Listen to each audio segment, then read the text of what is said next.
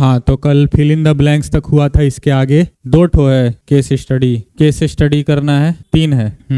तो case study में पहला जो क्वेश्चन है वो एक्सेलरेशन से रिलेटेड है। ठीक, एक्सेलरेशन से रिलेटेड है। ये पूरा पैराग्राफ एक्सेलरेशन के बारे में बताया इसमें, और फिर उसके बाद इसका फॉर्मूला लिखा हुआ है, ये तो पता ही है। एक्सेलरेशन बराबर change in velocity upon time, final minus initial by time. और फिर उसके बाद इसका यूनिट बताया है, मीटर पर सेकंड स्क्वायर होता है। 10 SI यूनिट इज मीटर पर सेकंड स्क्वायर्ड। अब इससे रिलेटेड क्वेश्चन देखते हैं। तो देखो, पहला क्वेश्चन है, if a body moves with uniform velocity then the acceleration is equal to. अगर यूनिफॉर्म वेलोसिटी से मूव कर रहा है तो एक्सेलरेशन क्या होगा?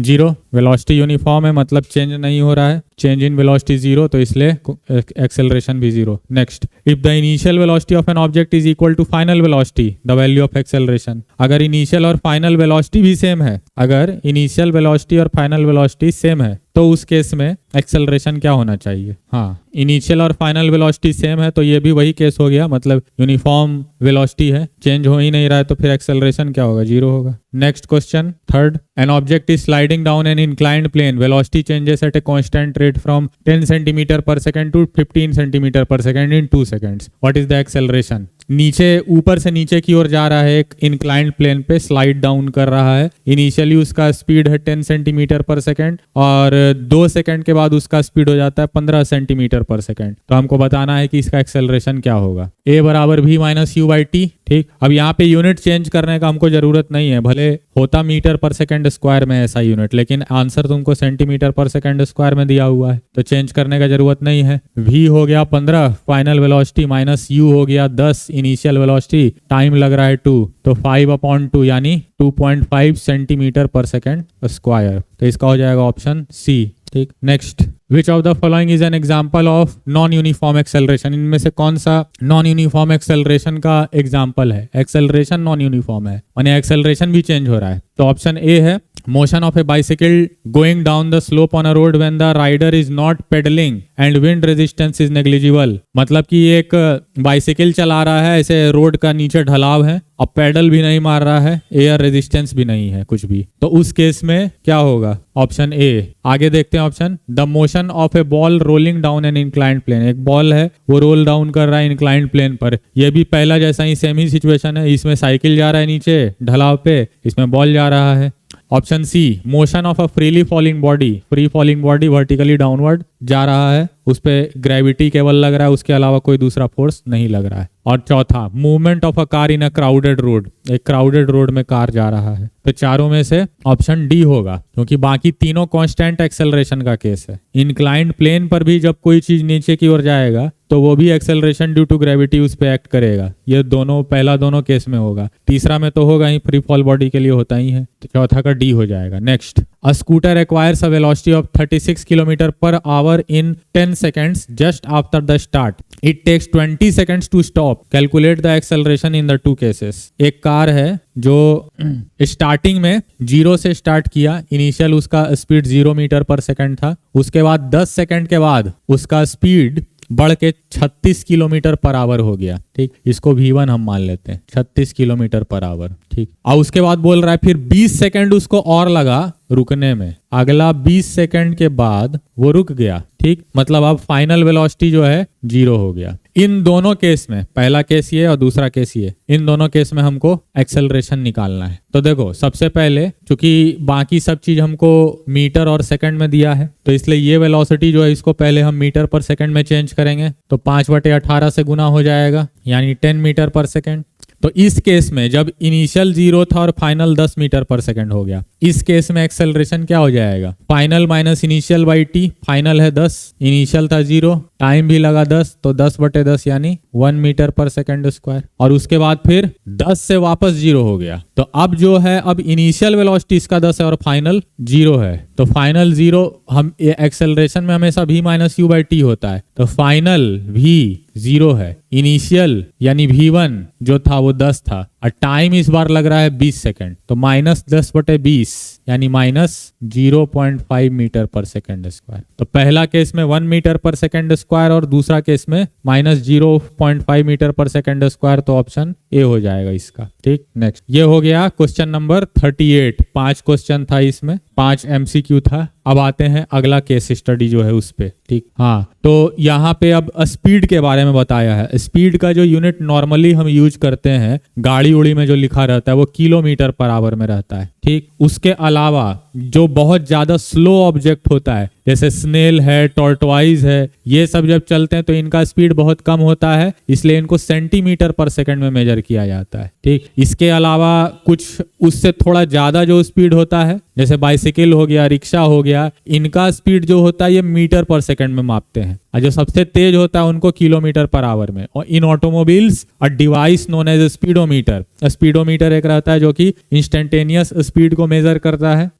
वही एक स्पीडोमीटर यहाँ बना हुआ है, और ये जो है ये बताता है हमको इंस्टेंटेनियस स्पीड, ठीक। एवरेज स्पीड नहीं बताता है। एवरेज स्पीड निकालना है हमको तो क्या करेंगे, जो टोटल डिस्टेंस कवर किया उसको टोटल टाइम से हम डिवाइड कर देंगे। अब इससे रिलेटेड क्वेश्चन है, देखो कैसे। पहला, a car travels 30 kilometre at speed of 40 kilometre per hour and the next 30 kilometre at a speed of 20 kilometre per hour, find its average speed. तो देखो इस तरह का क्वेश्चन बनाने का एक आसान तरीका है, एक लॉन्ग मेथड है, एक शॉर्ट मेथड। अब चूंकि एमसीक्यू है इसलिए शॉर्ट मेथड से बनाना है इसमें। अगर तुमको सब्जेक्टिव क्वेश्चन रहता तब उसमें लॉन्ग मेथड हम अपनाते। तो लॉन्ग मेथड पहले देख लेते हैं क्या होगा। तो जैसे एवरेज स्पीड पूछ रहा था, एवरेज स्पीड का जो फॉर्मूला है वो तो हमेशा सेम रहेगा, एवरेज स्पीड बराबर total distance upon total time. Total distance जो है वो क्या हो गया 30 और 30, यानी टोटल डिस्टेंस हो गया 60 किलोमीटर, ठीक। टोटल डिस्टेंस जो है ये हो गया 60 किलोमीटर। और जबकि टोटल टाइम हमको निकालना है, चूंकि वो दिया हुआ नहीं है। दो सिचुएशन है इसलिए दो टाइम निकलेगा, पहला केस में और दूसरा केस में। टाइम जो है वो होता है डिस्टेंस अपॉन स्पीड। डिस्टेंस है 30 पहला केस, स्पीड है 40। सेकेंड केस में डिस्टेंस है 30 और स्पीड है 20। तो 3/4 प्लस 3/2, तो ये अगर हम एलसीएम ले लेंगे तो 4 हो जाएगा, 3 और 3 दूना 6, 6 3 9/4। तो ये टोटल टाइम हो गया। तो एवरेज स्पीड हमको निकालना है। एवरेज स्पीड बराबर total distance upon total time, यानी टोटल डिस्टेंस 60 है, टोटल टाइम है 9/4, ठीक। 4 ऊपर जाएगा क्रॉस मल्टीप्लाई होके, तो 60 × 4 डिवाइडेड बाई 9, 3 तिया 9, 20 तिया 60,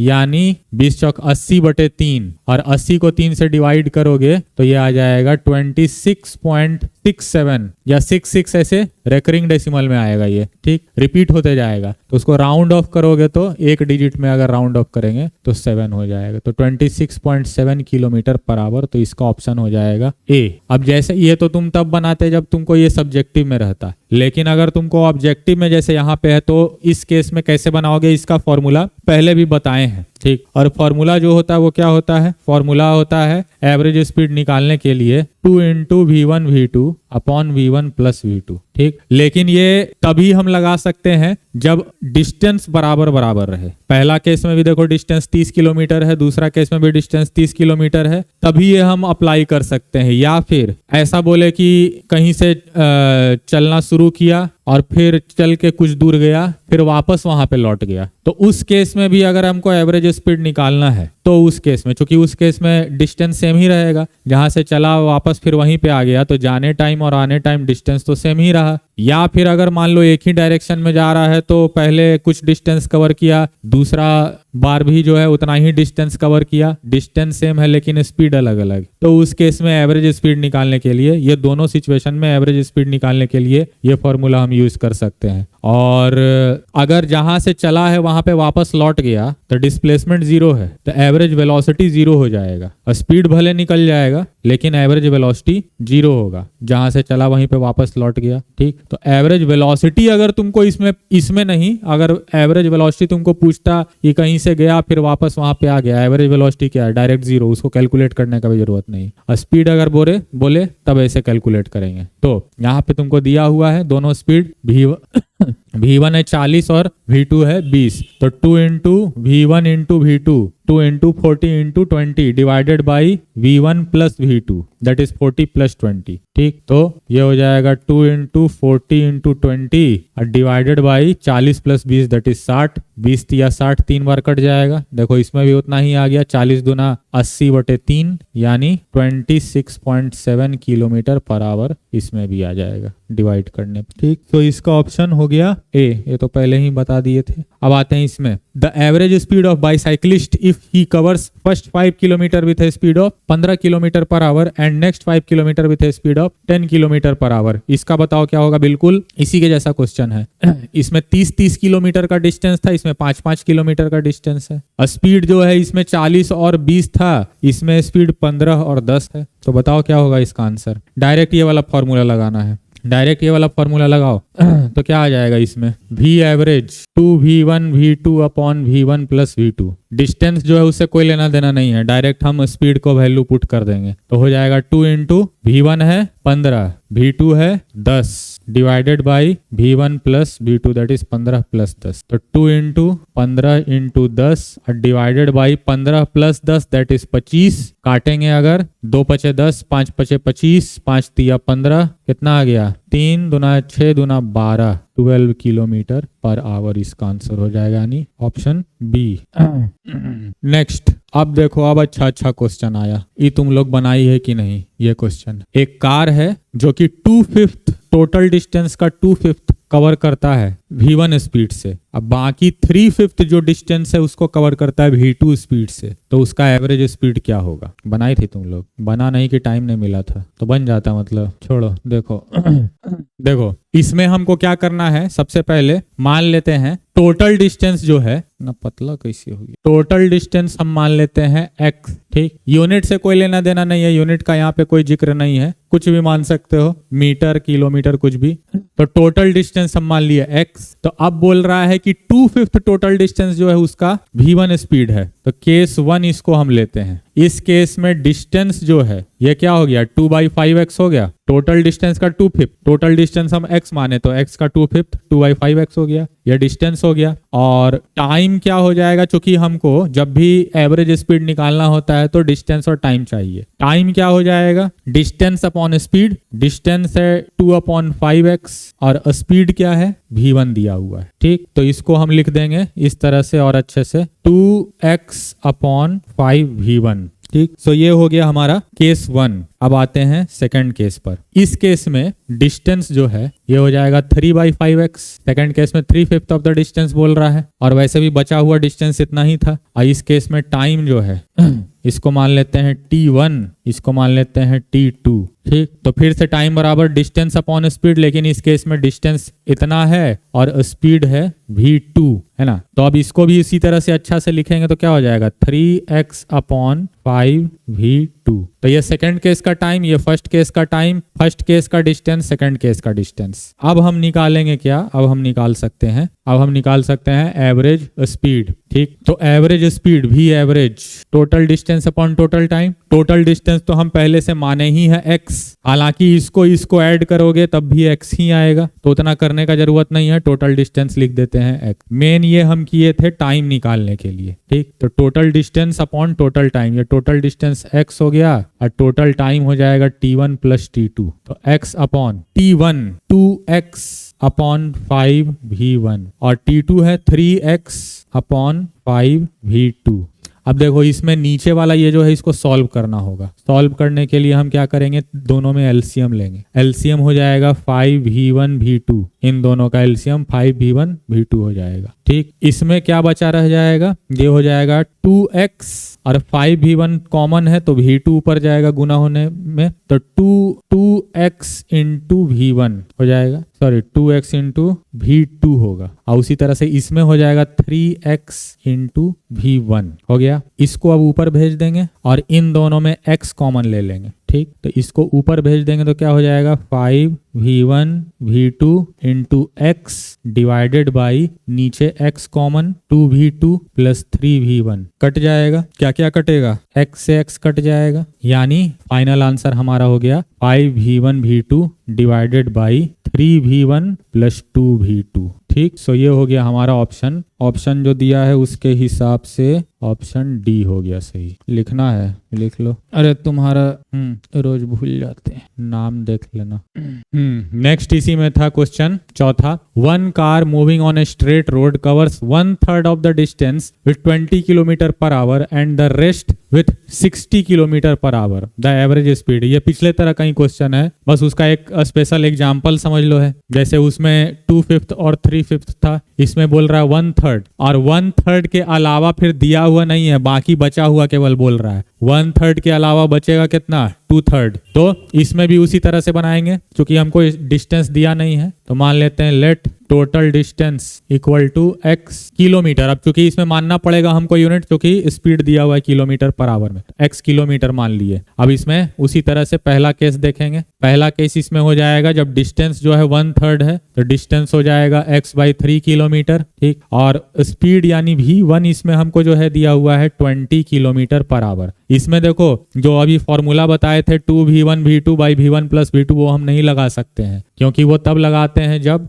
बराबर बराबर डिस्टेंस होता है। इसमें बराबर बराबर डिस्टेंस नहीं है, पहले 1/3 है फिर 2/3 है। पिछला वाला में भी वैसे ही था, इसलिए उसमें भी फॉर्मूला देखे नहीं आया था, कुछ और आया था, तो इसमें भी नहीं मान सकते। तो पहला केस में टाइम t1 बराबर distance upon speed, that is x/3 divided by 20 हो जाएगा, यानी x/3 इंटू 20 मतलब x/60 आवर हो गया। नेक्स्ट, फिर उसके बाद केस टू डिस्टेंस। इस केस में अब जो है बचा हुआ डिस्टेंस जो भी बचा वो हो जाएगा। बचा हुआ अगर हम चाहें तो ऐसे भी निकाल सकते हैं, टोटल डिस्टेंस है, इसमें से ये डिस्टेंस को घटा दो, बचा हुआ निकल जाएगा, x माइनस x/3 करेंगे, दैट इज 2x/3 आ जाएगा। या फिर ऐसे भी हम बोल सकते हैं कि 1/3 हो गया तो 2/3 ही बचेगा। तो ये हो गया सेकंड केस में डिस्टेंस। स्पीड हो जाएगा सेकंड केस में जो दिया हुआ है 60 किलोमीटर पर आवर, ठीक। और टाइम जो है सेकंड केस में, अच्छा सॉरी ये v2 होगा, और t2 टाइम जो है इस केस में फिर से distance upon speed, that is 2x/3 divided by 60, यानी 2x/60 इंटू 3, 60 कट जाएगा,